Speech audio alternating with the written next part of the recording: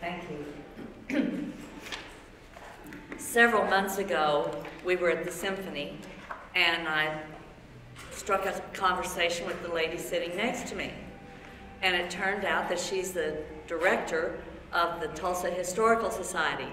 And when she found out that I was a member at Harvard Avenue Christian Church, she said, "Oh my gosh, I've spoken to the Challengers class there many times, and I'd love to come back sometime. I've got several programs you could choose from."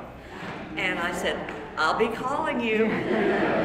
And so I did, and she is, and her name is Michelle Place. Many of you may know Michelle. She has brought her mother with her today, who lives in Little Rock, and her mother is Dale Abcock. Would you please stand and let us say hello to you?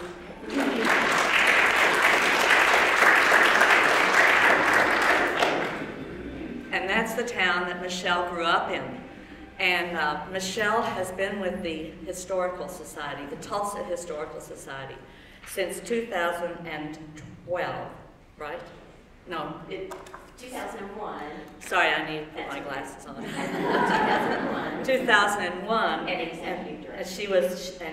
And she has been executive director since 2012. And she's a two-time Emmy Award-winning writer. She has won several Emmys.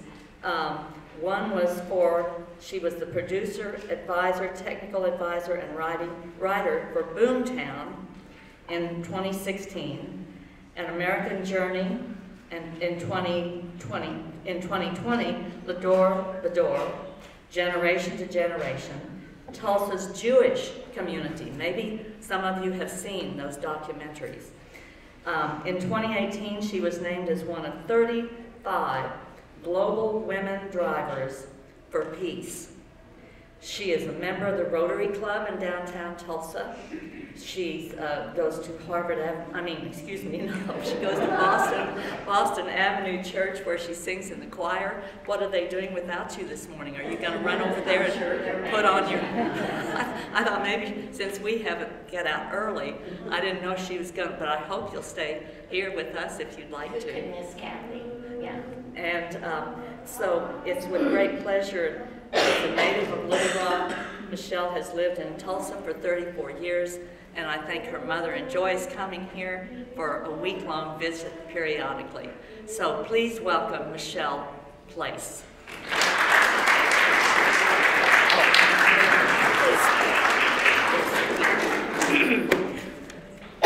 Sorry, I haven't talked much this morning.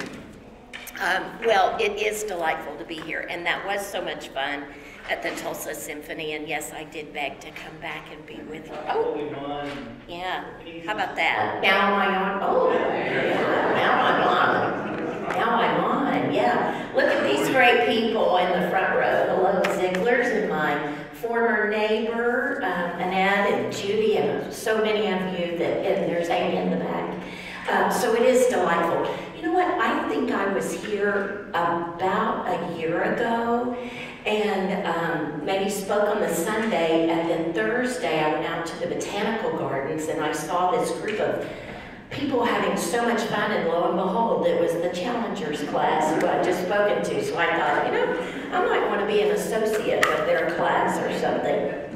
Well, I did give a couple of choices for lessons, and the one that we settled on is one that I really feel strongly is bubbling around us, and that we're now that we're past the commemoration of the 1921 Tulsa Race Massacre, although that doesn't mean that we're through talking about that and learning from it, but it's the story of the 5 tribes and how that still affects us today. I like to say, if you've heard me speak before, I often start with the past causes the present and affects the future. So that's what we'll be looking at. But when I started doing my research, I realized, just like the race massacre, you can't jump in and say, sorry. Sorry. You can't jump in and say, I want to know what happened to May 31st and June 1st of 1921. You have to understand the background and how we got to where we are. So that's what we're going to explore today. And how long do I get to talk? Because I could go all day. I'm my mother's daughter. 10 o'clock. Till 10 o'clock. Okay, we can do this. I'm going to talk fast. Yeah. Let's start off by jogging our memories, getting some images in mind of how Native Americans have been portrayed up through contemporary times. So I know you all talk because I've seen you talk before. What are some of those caricatures that you've seen? Savages. Savages.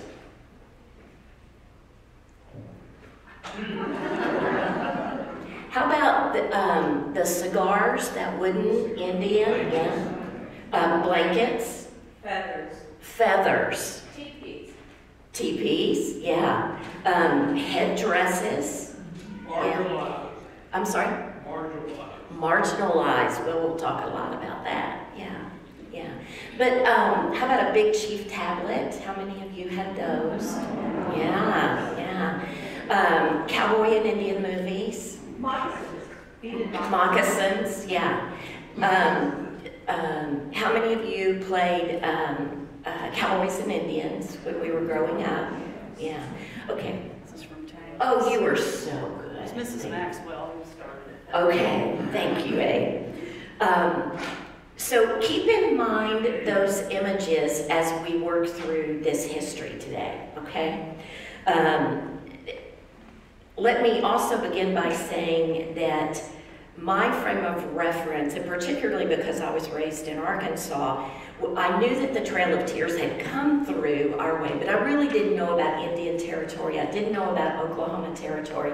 I didn't understand the difference. Of course, I'd heard the term Trail of Tears, but I would not have been able to tell you which tribes were in the Trail of Tears with my Arkansas upbringing.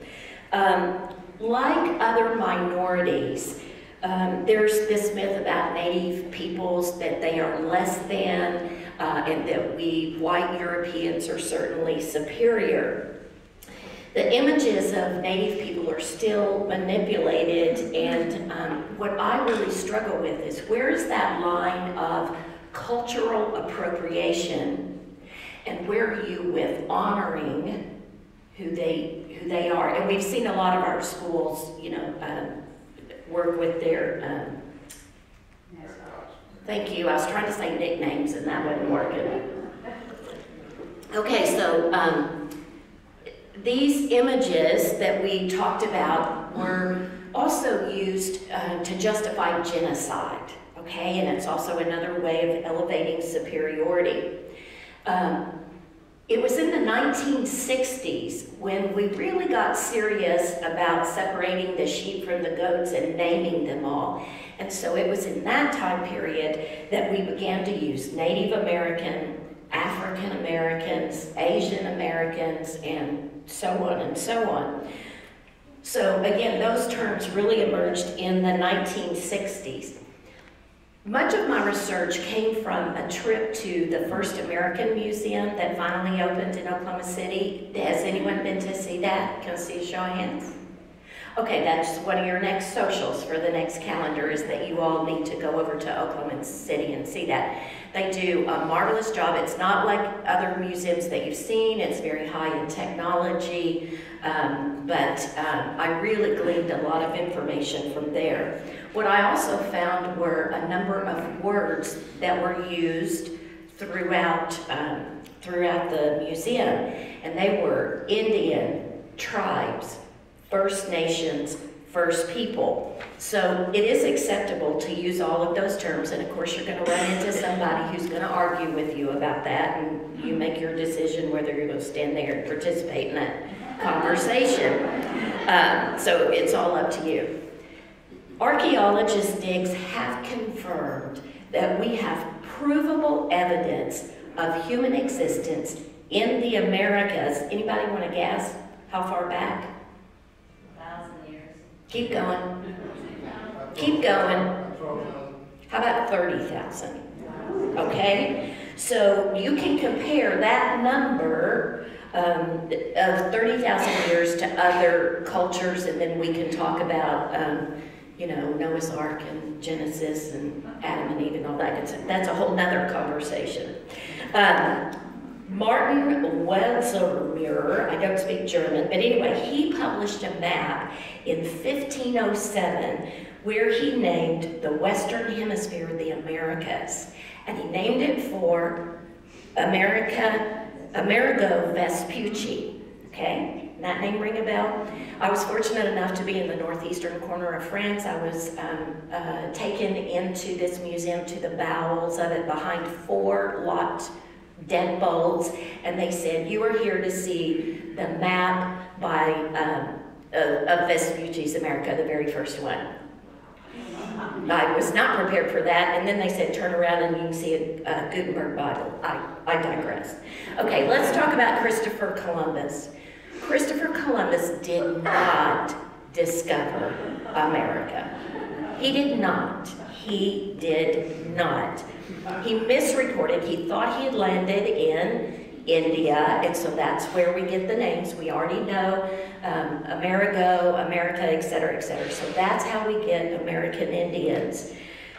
Before European contact in the 1400s, it is estimated that there were as many as 18 million First Peoples from the Gulf Shores all the way down to the Great Lakes and to both coasts. 18 million. Now, I'm not sure how they came up with the number. Don't argue with me over that one, okay? Let's just move on. But what we do know is that all of these first peoples had these ancestral ties to the land. It's the land and creation, and that's what's so important to them. They also had political structures. Within all of these creation stories, and the First American Museum does an amazing job on it. It's one of the first things you see. You walk in, and it's this video that runs, and it gives you the tribes and their creation story. It's all animation, and then the next one, and the next one, and the next one. So you find lots of common denominators in there. Another thing that happens is these early tribes begin to migrate, they begin to move. That could have been because of a flood, there could have been a drought. And so you see these tribes moving, they come together, smaller villages might come together, band together for protection, also to be able to hunt more effectively, whatever. But then you also see a great number of them split. And again, everything is tied to the land. This is our turf, and we find lots of instances of commonality and also of conflict. These tribes do become more distinct as the years go on. So there are many alliances between or among all of these tribes, again, to provide protection and to make best use of the land. But it's really the diseases that the Europeans bring. And indigenous people, we're learning more and more about inherited immunities. And we think of smallpox that devastated so many of the Indian tribes, but it was much more than that. Not only the measles, not only the mumps, but it was influenza, it was the bubonic plague, cholera, and tuberculosis. The first epidemic that is recorded referring to America, swept the entire length, and it was smallpox, which was recorded in 1519. And that smallpox traveled what have become trade routes. So they're building relationships, alliances, trading goods, buffalo hides for, you can use your imaginations there.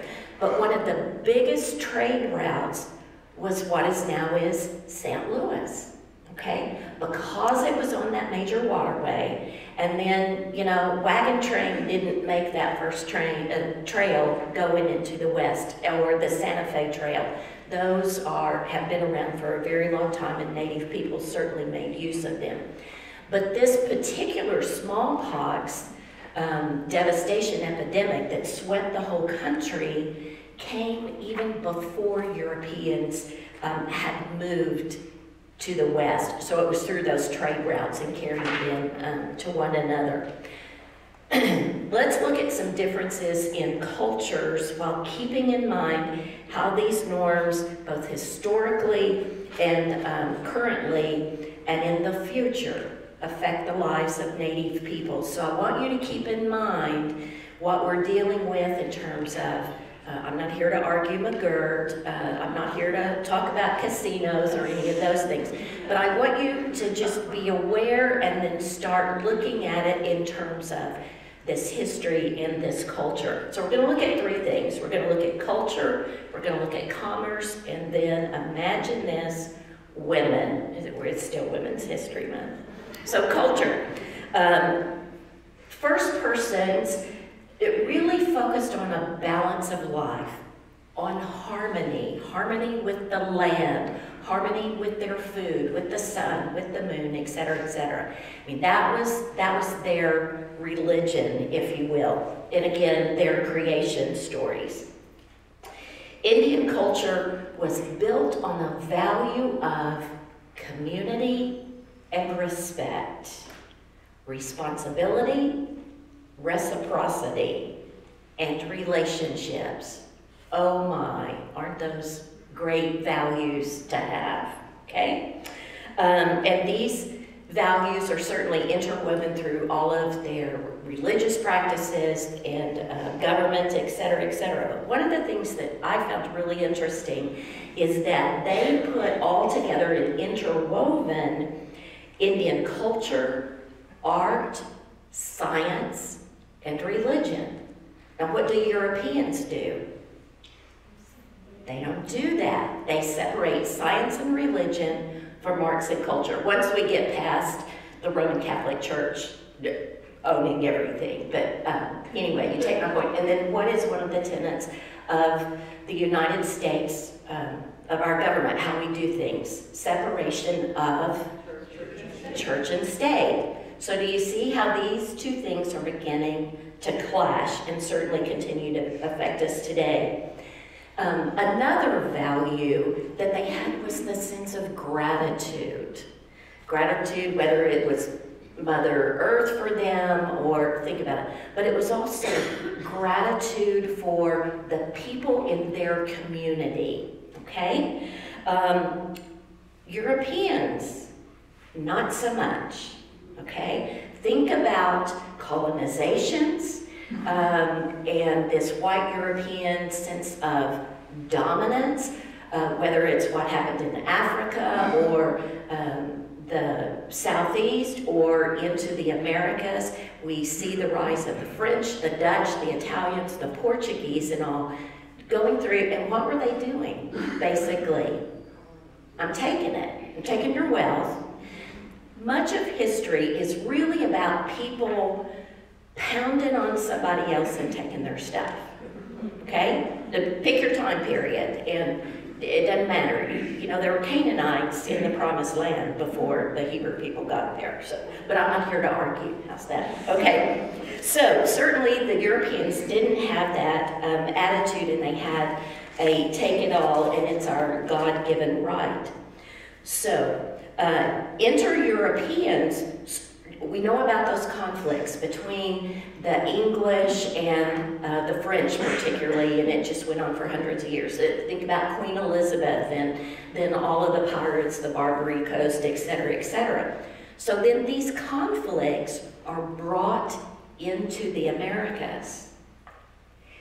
Here are the Europeans, and they bring with them a lot of really cool stuff. Guns, knives, pots, iron pots. We think of new ways of farming, etc. Although the Europeans certainly had a lot to learn from the Native Americans. And so now the Native peoples are really caught between, I want that pot, and then it's the building of alliances. And so the French come in and make friends with the Zieglers, okay? And then here come the Spanish, who are really interested in spreading what? Catholicism. Okay? And who's got the bigger numbers? The Spanish do. Okay, so the Spanish come in and they make friends. And then we have, you all could be Portuguese coming in. And so you all make friends and alliances with the next door neighbors because one, they're kind of scared of you, but then they're also interested in you and you got that pot and you got those guns. And so you can see how those conflicts and how the Europeans begin to bring these native peoples who have gotten along for the most part or settled their differences. We're going to farm over here and you get to hunt in that forest and this river. And so we begin to see this clash as the native peoples are brought into those arguments, okay? So that really begins to change the dynamics. Another thing that happens is that the Indians they have a subsistence way of life. They grow enough squash and beans and corn to feed. They have enough. They don't take more than they need. What are Europeans? What's their economy built on? Material things, consumerism, commerce, money. Okay? So now they're introducing that into it. One of the things we know about the most will be those beaver pelts, okay? And it was the Dutch particularly who introduced the commerce and set those dynamics up. And so then we have fur traders come in, and we know French fur traders particularly. And so they're building this global trade from the Americans to Europe, and particularly with beaver pelts, okay? Because everybody wants a fur coat, a beaver coat back there. But then what happens to the beaver? We overharvest them. And so that begins to decline. So this whole way of life that those who have lived in, dare I say, beaver country, then their way of life begins to deteriorate and they have to move, okay? So are you seeing the dynamics among the native people and then this European, we're better than you are, yeah, you're great people, you know, you are friendly and all, but we're educated, we're knowledgeable, we're much better than you are. See those dynamics happening? Okay. Even George Washington gets involved in this. Let me go back and say, land ownership in Native American cultures is all about communal owning. Individuals don't own it. Okay, so the Reicherts get to live and build over here, and they're going to do that, and then the Moors are over here, and you see it, and we're all happy, you know, and we sit around the council fire, et cetera, et cetera. But as we move through American history, and I'll talk a little bit about it, how we see that begin to decline and how devastating that is for Native American cultures. Also, west of the Mississippi, the tribes are generally nomadic. They're the ones who are following the buffalo. They're the ones who are living in teepees. East of the Mississippi, much more agrarian. They're growing crops. They have more permanent housing. They don't move out of their area quite as much. So we've got some conflict going right there. The three main crops that were raised, can you name those? Corn, beans, squash.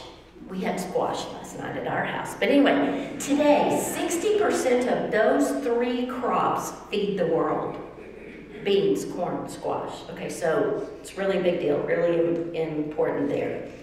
I'm getting ahead of myself. I'm going to come back to George Washington. Hang on. We're going to talk about women now. European societies, as we know, were very patriarchal. You know, it's that first son that gets everything, and then, you know, you give one to the church, and whoever's left, and we got some merchants in there. Women were property, and they were good for forging alliances, okay?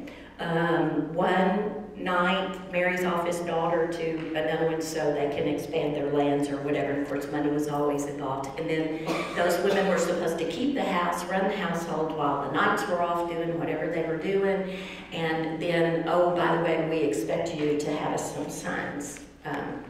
So most Indian cultures are matrilineal. So everything comes through the women. They own all the goods.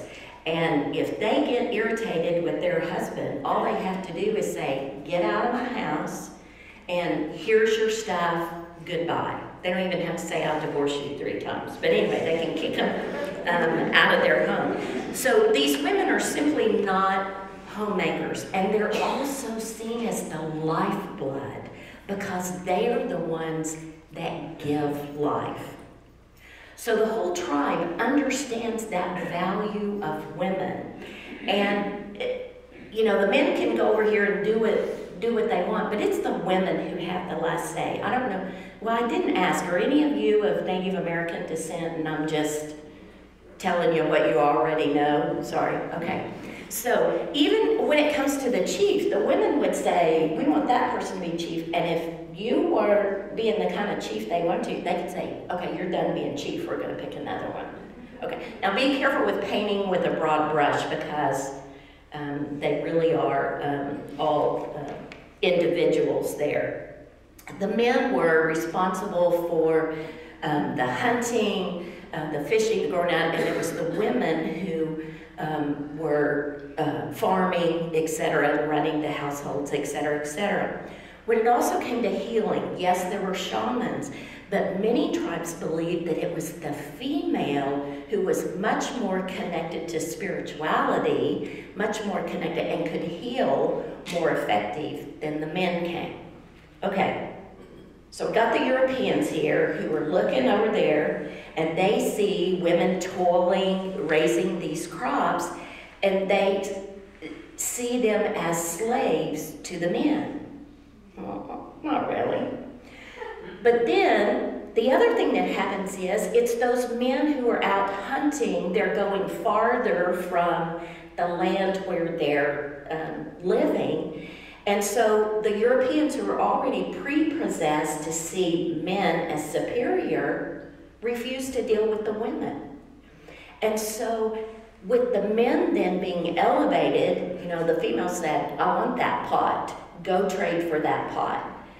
And so that's who the Europeans are dealing with. And that too begins to undergird this whole way of life that they've established over thousands of years. Let's go back to commerce a little bit. I said that it was, you know, the barter system, subsistence, et cetera, but another major thing that begins to happen with the Europeans is Indian slavery. So back in the 16th century particularly, these Europeans have figured out their sugarcane down in the Caribbean. So they began to capture Indians in particular and send them down to the Caribbean. So we're beginning to see the slave trade, and also some of these Indians then being taken back to Europe. And, you know, we all know about that triangle from Europe to the Caribbean to the Americans when it comes to African American slaves. So that becomes very, very important. Back to, sorry, I got a little bit carried away there. So that's also true. Okay, now let's look, with all that in mind, let's look at the Indian nations, or what we call, of the southeastern United States, or what we call the 5 tribes. Who wants to show off and name the 5 tribes? Oh, of course, Mr. Murray can. Go ahead, Mr. Murray. Choctaw, I'm a Choctaw. Oh, okay. Cherokee, Chickasaw, Seminole, and Creek. You got it. Yeah, except now we need to refer to them as Muskogee Creek, okay? But anyway, very good. You get an A+. I'm sure you're going to get a sticker or something. Okay. So the 5 tribes, or the 5 civilized tribes, comes into use really during the mid-19th century. and that although these tribes have had various cultural, political, and economic connections before the removal of the forced removal in the 1820s and the 1830s, but they were called civilized not because they were elevated above any other tribe, sorta, but because they were trading. They were interacting with these Europeans. And what also happens is they begin to marry, intermarry, whether male to female or female to male, and then they have children. So now we have mixed blood. And they begin to adopt civilized ways of life. Their dress changes. If you've been to anything, I recently was at the Wild Onion dinner with the Cherokees and the ribbon dancing, and those are made out of calico or bright colors are on. Well, that comes from that European influence. And then we're also seeing cotton rising a lot. It's cotton and tobacco that are other commodities that then add to the commerce going back and forth. So the native peoples begin to embrace these European, more mechanical ways of farming. You know, think about a shovel as opposed to a stick, or, you know, with another little piece of wood on and off. So there were some things that really appealed to them. And then we see native peoples begin to take their tribal land and build plantations. Okay? So now you got these Europeans looking at them going, excuse me? They're less than, we're superior, we need that. So they begin to work through the federal government. George Washington, as I said earlier, he saw the value and respected native peoples, and he made a 6-point plan that includes impartial justice towards Indians. Okay? Just because George said it didn't mean it happened. Regulated buying of the Indian lands, promotion of commerce, so thanks, George. Promotion of experiments to civilize and improve Indian society. Improve, okay? And then he also gave presidential authority to give presents to the tribes. So that's when we see those Indian agents bring in little trinkets, and occasionally there were some knives and that pot. I don't know why I'm obsessed about pots, but I am. Okay. And then George also wanted to punish those who violated Indian rights. So that's a really good thing to George's credit. So these Indian agents are beginning to work the area, and the 5 tribes adopting more and more of these cultured practices. We know that the Cherokees had a written language. That was in 1821. They had a Supreme Court in 1822, and they had a written constitution by 1827. So they moved pretty quickly. The other nations eventually did the same, but it was the Cherokees who were on fast forward. Okay. So now think about Thomas Jefferson. What happens with the Louisiana Purchase? Oh, kind of like the Canaanites in the Promised Land. There were already people living there. So we've got this problem down in the southeastern United States. The Indians are building plantations. They're becoming very, very wealthy, and we need a place to put them.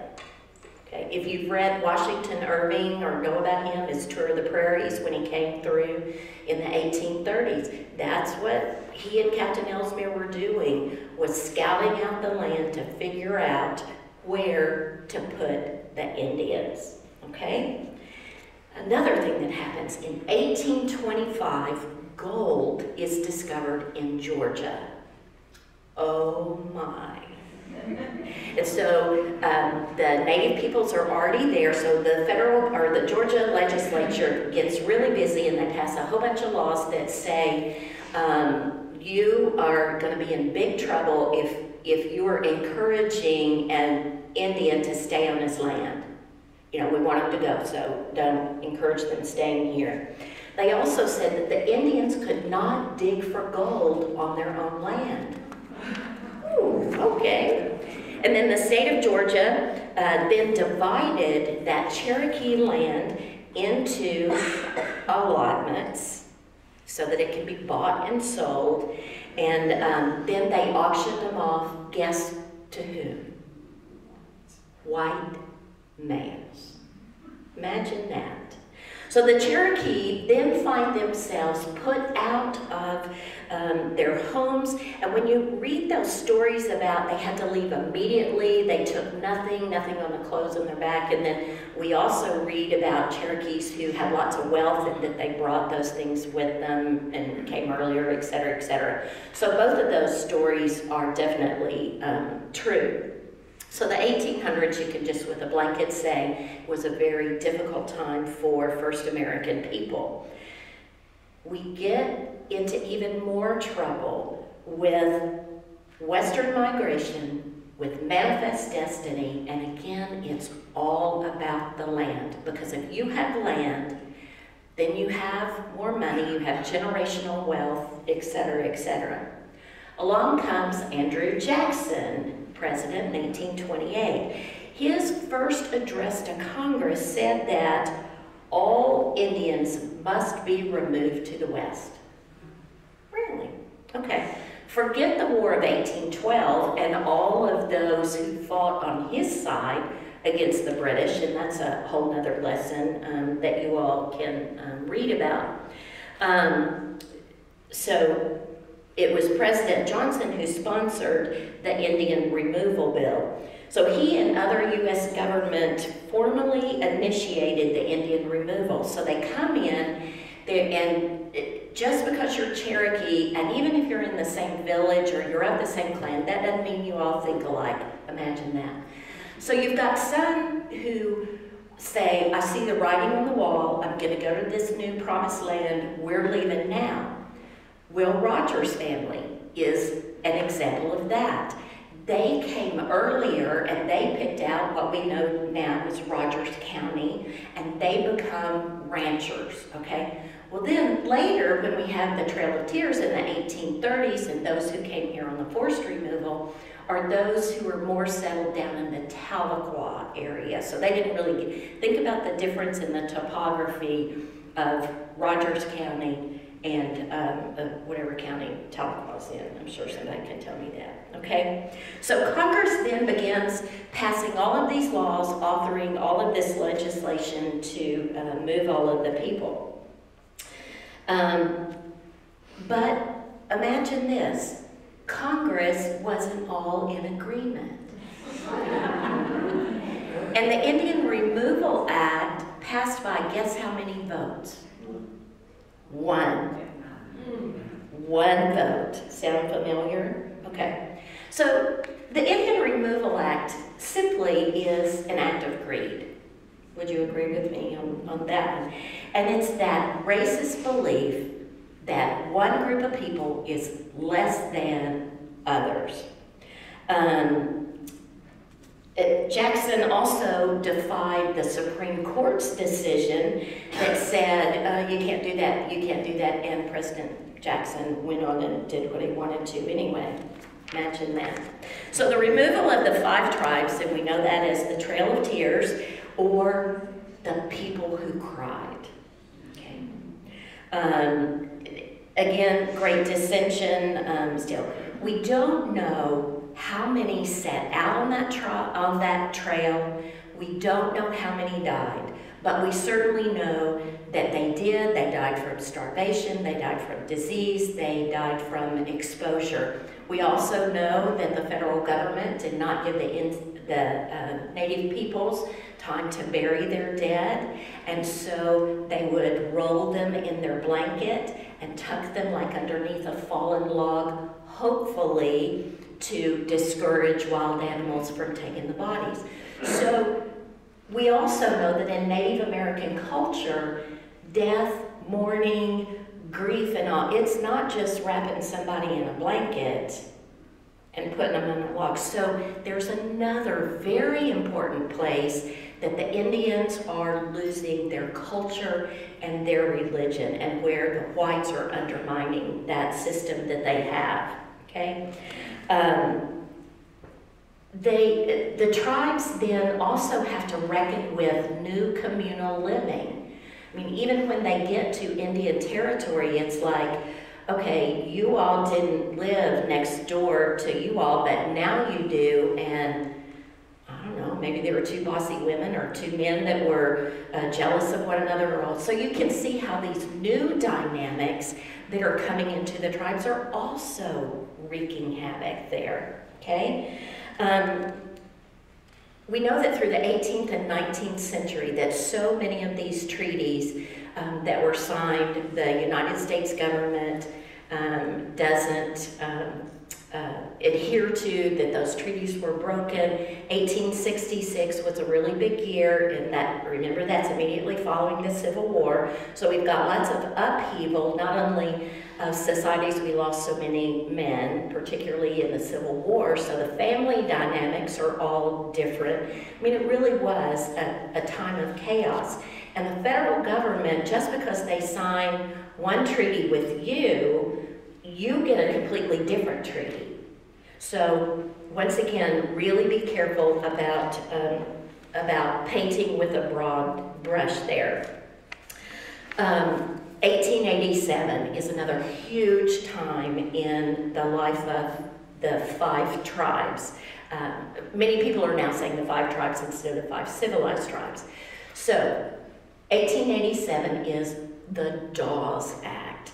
And that was Senator Dawes. He was from Massachusetts, and he's the one that's charged really overall with seeing basically the annihilation of Indian culture. Okay, we're done with that. You all are going to come be Americans, and this is what it's going to be. Number 1, the land.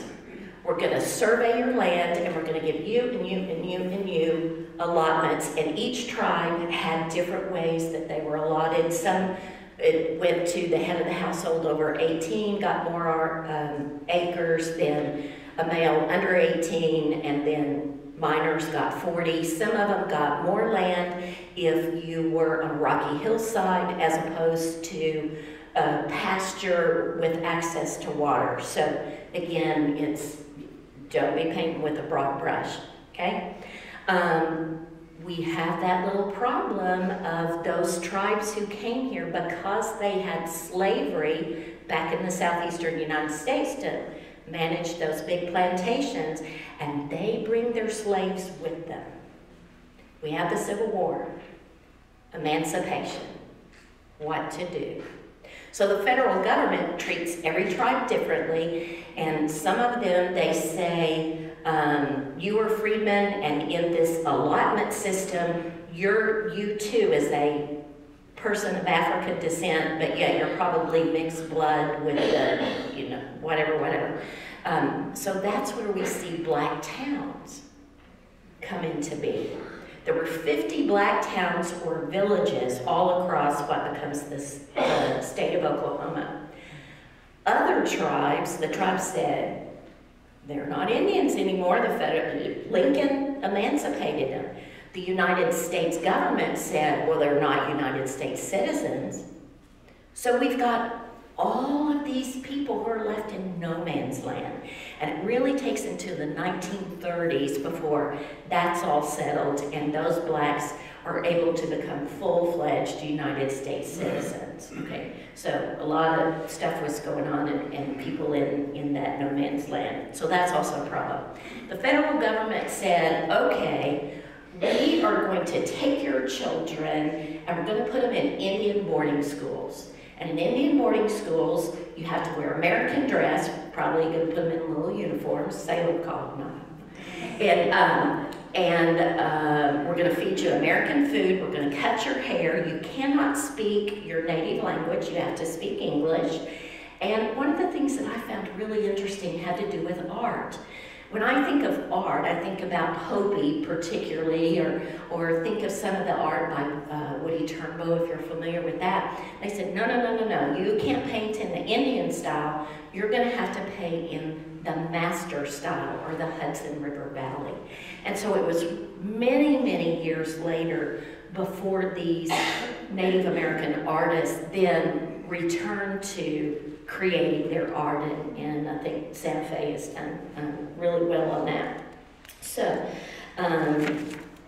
what else did they do to them?